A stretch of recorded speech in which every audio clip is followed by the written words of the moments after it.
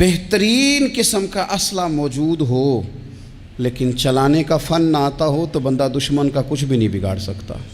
انسان کے پاس بہترین گاڑی موجود ہو لیکن اسے چلانی نہ آتی ہو تو اس کے لیے سفر کبھی بھی مکمل نہیں ہوتا۔ ہمارے پاس سارا کچھ ہے، دیانتدار لوگوں کی کمی ہے۔ لوگ کہتے ہیں معیشت کا کچھ کرو، معاشرت کا کچھ کرو، تو یہ قرآن دیکھیں اللہ کا کیا فرماتا ہے۔ رب کا قرآن کہتا ہے الذین ان مکناہم فی الارض، کچھ لوگ وہ ہیں کہ اگر اللہ انہیں زمین میں اقتدار عطا کرے وہ کیا کریں گے؟ اقاموا الصلاۃ وآتوا الزکوٰۃ، وہ نماز قائم کریں گے، زکوٰۃ ادا کریں گے۔ وآمروا بالمعروف، وہ نیکی کا حکم دیں گے۔ وَنَهُوا عَنِ الْمُنکر، وہ بری باتوں سے منع کریں گے۔ وَلِلَّهِ عَاقِبَةُ الْأُمُورِ، اور ہر کام کو اللہ ہی کی طرف لوٹ جانا ہے، سب کاموں کا انجام اللہ کی طرف ہونا ہے۔ ان لوگوں کو رب اگر اقتدار دے، ضرورت بندوں کی زیادہ ہے کہ بندے دیانتدار ملے۔ یہ وہ لوگ نہیں ہوتے کہ انہیں مال مل جائے تو یہ عیاش ہو جاتے ہیں، بلکہ انہیں مال کے خزانوں کی کنجیاں ملیں تو یہ رب کی غریب مخلوق کے لیے دروازے کھول دیتے ہیں۔ یہ نمازوں کا خیال کرتے ہیں، یہ دین کا ابلاغ کرتے ہیں۔ بیٹھے تھے حضور کے صحابہ حضرت عمر کے گرد، دوست یار پرانے باتیں ہو رہی تھیں، تو حضرت عمر کہنے لگے دور خلافت چل رہا ہے جناب عمر کا، میں کہہ چکا ہوں کہ ہمیں ضرورت متقی پرہیزگار لوگوں کی ٹیم کی ہے، ان لوگوں کی ضرورت ہے جن کے دل میں درد ہو، جو تقوی والے ہوں، جو مخلوق خدا کے بارے میں گنجائش رکھتے ہوں۔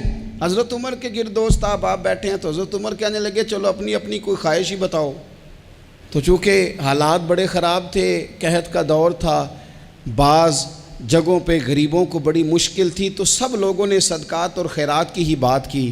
ایک صاحب کہنے لگے میرا دل کرتا ہے کہ زمین غلے اور اناج سے بھر جائے ساری اور میں اللہ کی مخلوق میں بانٹ دوں۔ تو دوسرے نے کہا میرا دل کرتا ہے سونے چاندی سے زمین بھرے اور میں رب کی مخلوق پر تقسیم کر دوں۔